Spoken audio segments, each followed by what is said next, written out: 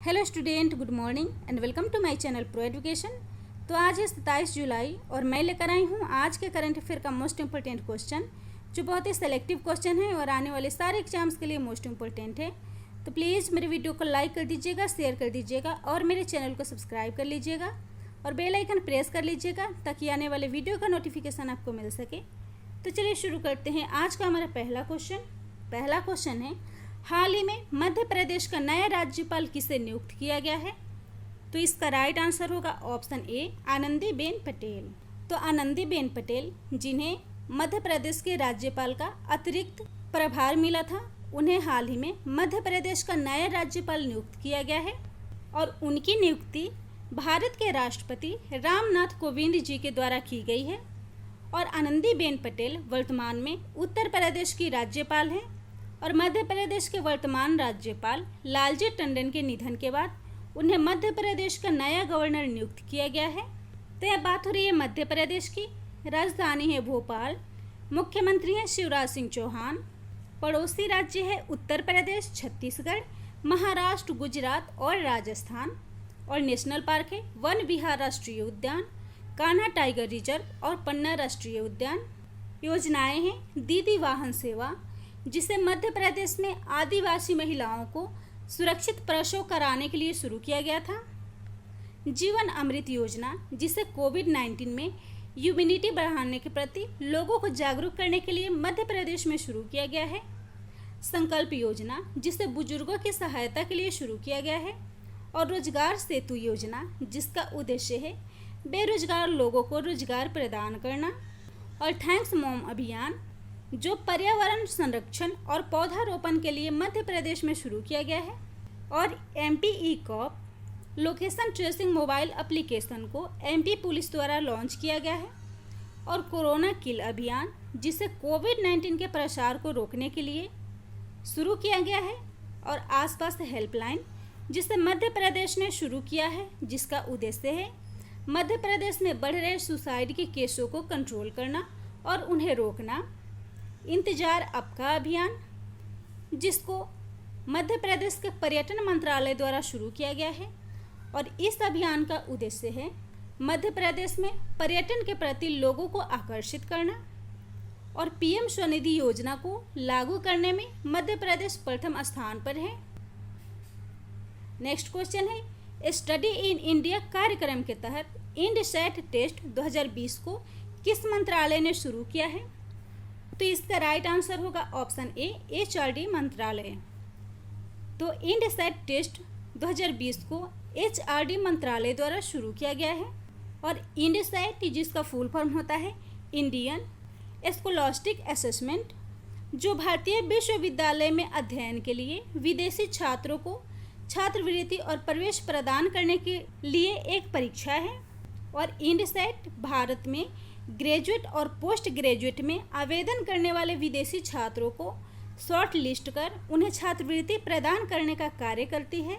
और इसको शुरू किया है एचआरडी मिनिस्ट्री ने, जिसका फुल फॉर्म होता है ह्यूमन रिसोर्स डिपार्टमेंट मिनिस्ट्री, यानी कि मानव संसाधन और विकास मंत्रालय। और एचआरडी मिनिस्टर है रमेश पोखरियाल निशंक। अगला क्वेश्चन है, कारगिल विजय दिवस को हाल ही में कब मनाया गया है? तो इसका राइट आंसर होगा ऑप्शन सी, 26 जुलाई। तो कारगिल विजय दिवस प्रत्येक वर्ष 26 जुलाई को मनाया जाता है। और कारगिल युद्ध भारत और पाकिस्तान के सेनाओं के बीच 1999 में हुई थी, जो 60 दिनों तक चली थी। और इस युद्ध का अंत 26 जुलाई को हुआ था, जिसमें भारत की जीत हुई थी। तभी से प्रत्येक वर्ष 26 जुलाई को कारगिल विजय दिवस युद्ध में शहीद हुए भारतीय जवानों के सम्मान में मनाया जाता है। तो जुलाई मंथ में अब तक मनाए गए महत्वपूर्ण दिवस हैं, 1 जुलाई को राष्ट्रीय डाक कर्मचारी दिवस, राष्ट्रीय चिकित्सक दिवस और राष्ट्रीय वस्तु और सेवा कर दिवस मनाया गया है। 2 जुलाई को विश्व खेल पत्रकार दिवस मनाया गया है। 4 जुलाई को अंतर्राष्ट्रीय सहकारिता दिवस मनाया गया है, जो जुलाई के पहले शनिवार को प्रत्येक वर्ष मनाया जाता है। 6 जुलाई को विश्व पशुजन्य रोग दिवस, 7 जुलाई को विश्व चॉकलेट दिवस, 11 जुलाई को विश्व जनसंख्या दिवस, 12 जुलाई को विश्व मलाला दिवस, 14 जुलाई को अंतर्राष्ट्रीय नॉन बाइनरी दिवस, 15 जुलाई को विश्व युवा कौशल दिवस और 17 जुलाई को अंतर्राष्ट्रीय न्याय दिवस और विश्व इमोजी दिवस मनाया गया है। 18 जुलाई को विश्व नेल्सन मंडेला दिवस, 20 जुलाई को विश्व शतरंज दिवस, 22 जुलाई को राष्ट्रीय झंडा अंगीकरण दिवस और 23 जुलाई को राष्ट्रीय प्रसारण दिवस मनाया गया है। अगला क्वेश्चन है, किस राज्य ने डिजिटल इकोनॉमी मिशन को मंजूरी दी है? तो इसका राइट आंसर होगा ऑप्शन डी, कर्नाटक। कर्नाटक ने डिजिटल इकोनॉमी मिशन को मंजूरी दी है और इस मिशन को स्टार्टअप, ई कॉमर्स और अन्य कंपनियों को बढ़ावा देने के उद्देश्य से शुरू किया गया है। और इस मिशन के तहत कर्नाटक सरकार के पास कंपनियों के 49% शेयर होंगे और बाकी का 51% शेयर उद्योगों और अन्य व्यवसायियों के पास होंगे। तो इस मिशन को शुरू किया गया है कर्नाटक में। राजधानी है बेंगलुरु, मुख्यमंत्री हैं BS येदियुरप्पा, राज्यपाल है वजुभाई वाला, हाईकोर्ट है बेंगलुरु और मुख्य न्यायाधीश है रवि विजय कुमार। राष्ट्रीय उद्यान है बांदीपुर राष्ट्रीय उद्यान और नागरहोल राष्ट्रीय उद्यान। और मेघ संदेश ऐप को मध्य प्रदेश में बारिश, बाढ़ और तूफान को अलर्ट करने के लिए शुरू किया गया है। कोविड-19 टेक प्लेटफॉर्म को कोविड-19 से संक्रमित लोगों को ट्रैक करने के लिए शुरू किया गया है। और नेकर सम्मान योजना जो कर्नाटक में बुनकरों के लिए शुरू किया गया है। और कर्नाटक के हुबली स्टेशन पर दुनिया का सबसे बड़ा प्लेटफॉर्म बनाया जा रहा है।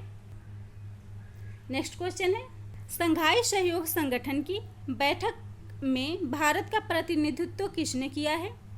तो इसका राइट आंसर होगा ऑप्शन ए, डॉक्टर हर्षवर्धन। तो स्वास्थ्य और परिवार कल्याण मंत्री डॉक्टर हर्षवर्धन ने इस समिट का प्रतिनिधित्व किया है भारत की तरफ से।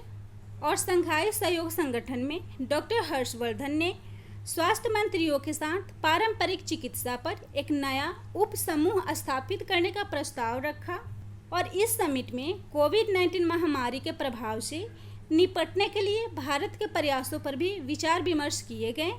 तो यह बात हो रही है SCO की, यानी कि संघाई कोऑपरेशन ऑर्गेनाइजेशन की। स्थापना हुई थी 2001 में। मुख्यालय है बीजिंग, चाइना। मेंबरशिप है 8 नेशन और सेक्रेटरी जनरल है व्लादिमीर नोरोव। और समिट से जुड़े कुछ इम्पोर्टेंट पॉइंट्स हैं जो 2020 में जितने भी समिट हुए हैं उससे रिलेटेड पॉइंट्स दिए गए हैं। तो जैसे हाल ही में 45वीं इंडिया आइडियाज समिट संपन्न हुआ है और तीसरी G20 का बैठक वर्चुअल माध्यम से सऊदी अरब में किया गया है, जिसमें भारत का प्रतिनिधित्व वित्त मंत्री निर्मला सीतारमण ने किया था। और भारत और ऑस्ट्रेलिया के बीच रक्षा और टेक्नोलॉजी सहित 7 समझौतों के लिए वर्चुअल समिट हाल ही में संपन्न हुआ है। और भारतीय वायुसेना के कमांडरों का सम्मेलन नई दिल्ली में आयोजित किया गया है। नेक्स्ट क्वेश्चन है, हाल ही में किसे नए स्वास्थ्य सचिव के रूप में नियुक्त किया गया है? तो इसका राइट आंसर होगा ऑप्शन बी, राजेश भूषण। तो राजेश भूषण को स्वास्थ्य मंत्रालय में नए स्वास्थ्य सचिव के रूप में नियुक्त किया गया है। और राजेश भूषण 1987 बैच के बिहार कैडर के IAS अधिकारी हैं और हाल ही में केंद्रीय स्वास्थ्य मंत्रालय में नए स्वास्थ्य सचिव के रूप में नियुक्त हुए हैं। और इससे पहले वे स्वास्थ्य मंत्रालय में OSD के पद पर नियुक्त थे और स्वास्थ्य सचिव के रूप में वे प्रीति सूदन का स्थान लेंगे। और भारत के स्वास्थ्य एवं परिवार कल्याण मंत्री हैं डॉक्टर हर्षवर्धन। अगला क्वेश्चन है, नवीन तहलानी को किस कंपनी का MD और CEO नियुक्त किया गया है? तो इसका राइट आंसर होगा टाटा AIA। तो नवीन तहलानी टाटा AIA के नए प्रबंध निदेशक और मुख्य कार्यकारी अधिकारी बने हैं और वे टाटा AIA के वर्तमान CEO ऋषि श्रीवास्तव की जगह लेंगे। और ऋषि श्रीवास्तव मुख्य कार्यकारी अधिकारी समूह एजेंसी वितरण और AIA समूह हांगकांग में नियुक्त किए गए हैं। और नवीन तहलानी 2019 तक हांगकांग के AIA समूह के साझेदारी व्यापार वितरण के CEO थे। तो यह बात हो रही है टाटा AIA लाइफ लिमिटेड की स्थापना हुई थी 2000 में। मुख्यालय है मुंबई महाराष्ट्र और सीईओ हैं नवीन तहिलानी। और हाल ही में टाटा AIA लाइफ इंश्योरेंस ने ऑफलाइन KYC सुविधा शुरू की है।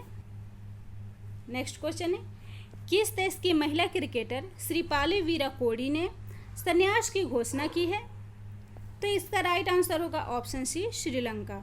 तो श्रीपाली वीराकोडी श्रीलंका की क्रिकेटर हैं और वे 2006 में अंतर्राष्ट्रीय क्रिकेट में शामिल हुई थी और श्रीलंका के लिए 89 एक दिवसीय और 58 T20 खेले थे। तो यह बात हो रही है श्रीलंका की। राजधानी है श्री जयवर्धनेपुरा कोट्टे। सबसे बड़ा शहर है कोलंबो।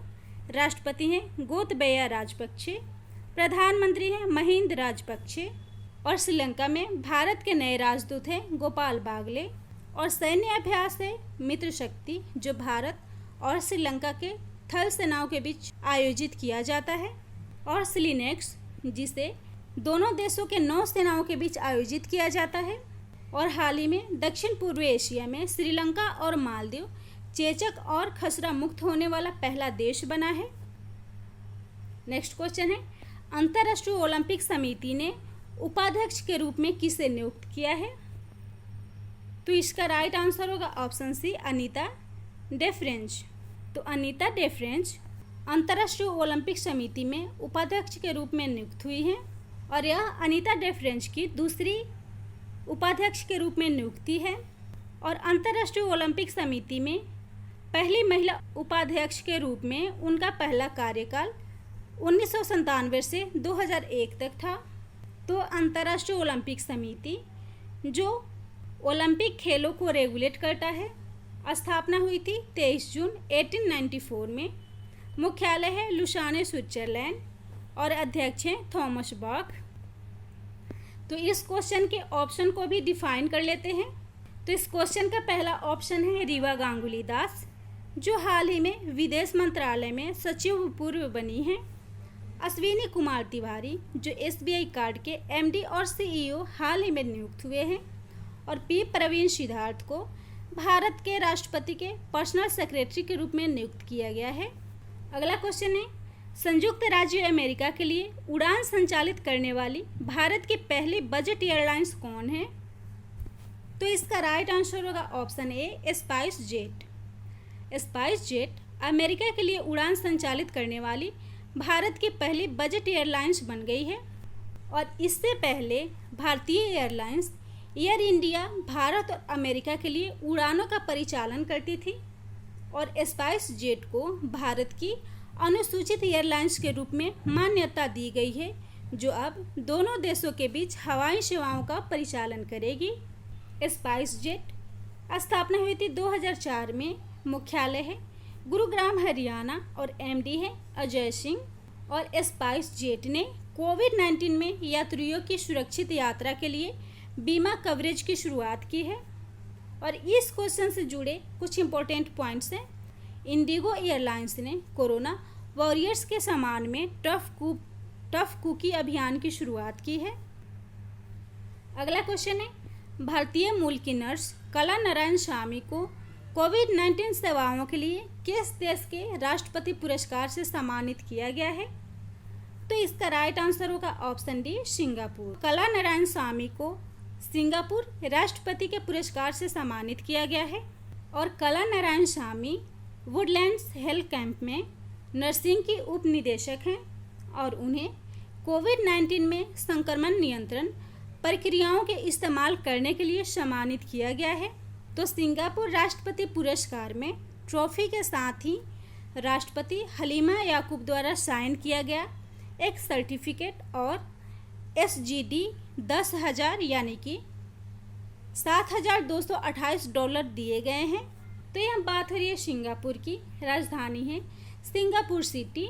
राष्ट्रपति हैं हलीमा याकूब और प्रधानमंत्री हैं ली सियन लुंग, जो हाल ही में सिंगापुर के प्रधानमंत्री चुने गए हैं।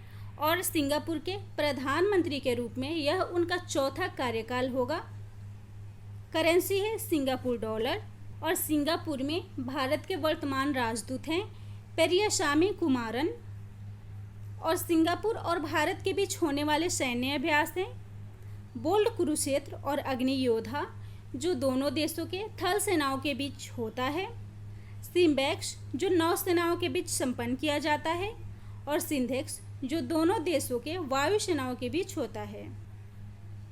अगला क्वेश्चन है, किस राज्य ने मास्क नहीं पहनने वालों पर अधिकतम 1 लाख जुर्माना और 2 साल की जेल की सजा का प्रावधान किया है?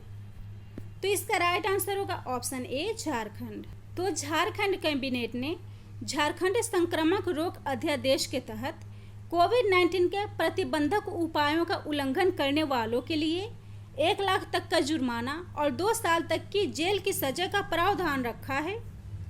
और कोविड-19 के प्रतिबंधक उपाय हैं जैसे मास्क पहनना, सुरक्षित दूरी बनाकर रखना, सार्वजनिक स्थानों पर नहीं थूकना इत्यादि।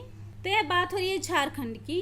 राजधानी है रांची, मुख्यमंत्री हैं हेमंत सोरेन, राज्यपाल हैं द्रौपदी मुर्मू, विधानसभा सीट है 82, लोकसभा सीट है 14, राज्यसभा सीट है 6, हाई कोर्ट है रांची, मुख्य न्यायाधीश है जस्टिस रवि रंजन। और हाल ही में झारखंड ने पान मसालों के 11 ब्रांडों को 1 साल के लिए पूरी तरह से बैन कर दिया है। और झारखंड के सोहराई खोबर पेंटिंग को GI टैग मिला है। और झारखंड का नेशनल पार्क है बेतला नेशनल पार्क, जो बाघों के लिए प्रसिद्ध है। और दलमा अभयारण्य और भारत की प्रसिद्ध पहाड़ी पारसनाथ झारखंड के गिरिडीह में स्थित है। और झारखंड में 2020 की योजनाएं हैं जैसे तत्पर योजना, दीदी किचन सेवा योजना और झारखंड जोहार योजना। और इस क्वेश्चन से जुड़े इम्पोर्टेंट पॉइंट्स हैं, भारत की राजधानी दिल्ली में नियमों के उल्लंघन करने वालों पर 5 से 1,000 रुपये तक का जुर्माना और 6 माह की जेल की सज़ा दी जाती है। तो प्लीज़ मेरे वीडियो को लाइक कर दीजिएगा, शेयर कर दीजिएगा और सब्सक्राइब कर लीजिएगा और बेल आइकन प्रेस कर लीजिएगा ताकि आने वाले वीडियो का नोटिफिकेशन आपको मिल सके।